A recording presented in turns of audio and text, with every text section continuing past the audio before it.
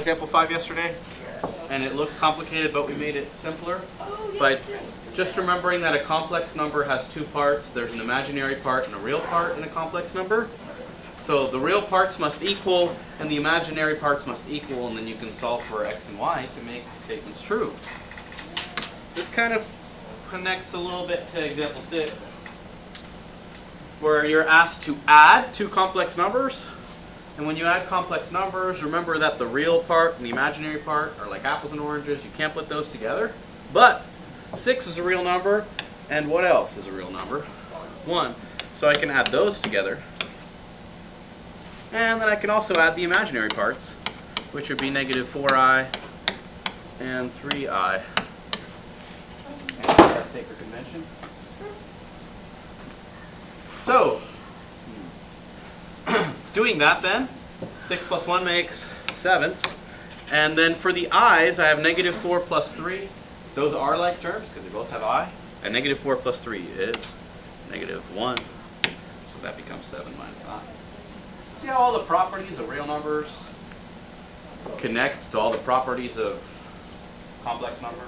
Like the way that you add them, multiply them, and subtract and divide. It's the same.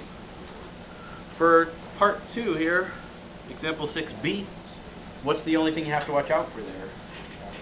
There's a negative. This negative needs to get distributed, just like we do with real numbers. So maybe before you even combine anything together, you rewrite that so it's all adding. That'd probably be a good idea. So I've got 3 minus 2i, and then that negative gets distributed, which makes this a negative 5 and a positive 4i. Now combine the like terms together. 3 minus 5, negative 2. Negative 2i plus 4i, positive 2i. Pretty straightforward, Ian? Okay, they're just trying to show you that 3 and negative 5 are apples, and negative 2i and negative 4i are apples. So just put the like terms together. So they're all apples. Okay, well, one's an apple. Just don't overanalyze the apple thing.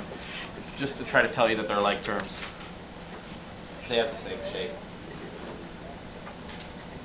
Any questions before we go on to 7?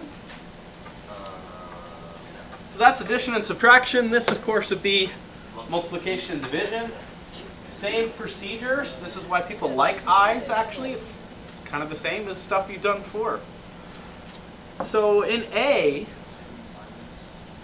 yes, so remember this idea of a conjugate? That is what you're going to apply on example 7a. In the denominator, my denominator is not rational right now. It's not simplified because I have a 2 plus 4i, and the I means radical, right? So it's not rationalized. So what I'm going to do then is multiply this whole thing, 3i over 2 plus 4i, and I'm going to multiply that by the conjugate of 2 plus 4i. Remember, it's the same thing, except the sign changes. And this 2 minus 4i is going to allow me to add the middle terms, and the middle terms will sum to 0. Gets rid of the radicals or the i's. And then since I'm doing that on the bottom, I have to do that to the top as well, so I multiply by like a fancy 1. Because it's an expression. What I do to the top, I need to do to the bottom. Now it's just a matter of distributing very carefully here and watching out for your i's and your I squareds. 3i times 2 be 6i. What would 3i times negative 4i be? So you got to think about that as like two different parts here. We've got 3i times negative 4i. The 3 times negative 4 makes negative 12. The I times I makes I squared. What is I squared defined as? Negative 1, so that's going to take the negative 12 and make it positive 12. Remember the little modular arithmetic thing we learned yesterday? 2 plus 2 can equal 1. I squared is negative 1. Okay, then on the bottom, here's where the good stuff happens. We shouldn't have any i's in our answer. If we do, that means we messed up. 2 times 2 makes 4. Now these middle two terms are going to sum to 0. So I'll have 2 times negative 4, that makes negative 8i. And then 4i times 2, that makes positive 8i. The negative 8i and the positive 8i sum to 0. So the only thing I have left to do then is multiply 4i times negative 4i, which is negative 16i squared, which makes it a positive 16. If you need to write the extra steps for that, you can.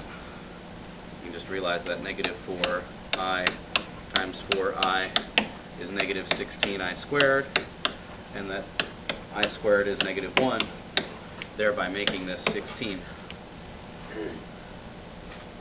So then you just simplify the stuff over here. 6i and 12 I can't combine together, so it remains as 6i plus 12. In the denominator, though, 4 and 16 combine to make 20. Is this my final answer? No, because there's a GCF, right?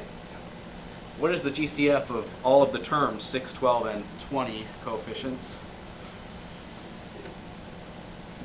2. So if you need to see that, that's like 2 times 3i plus 6, all divided by 2 times 10. What happens with the 2's? They cancel out because I'm just multiplying everywhere, right? I can say that 2 divided by 2 is 1. So my answer then will be 3i plus 6, all divided by 10.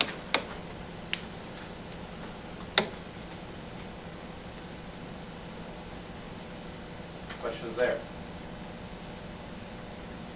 This is kind of like stuff we've done before, so except the I and the I squared, but that part is fun. Okay, so let's give you one for practice. Should we do one of these conjugate ones? All right, I like that idea. Let's do that. How about 2 minus I all divided by 3 minus 5i.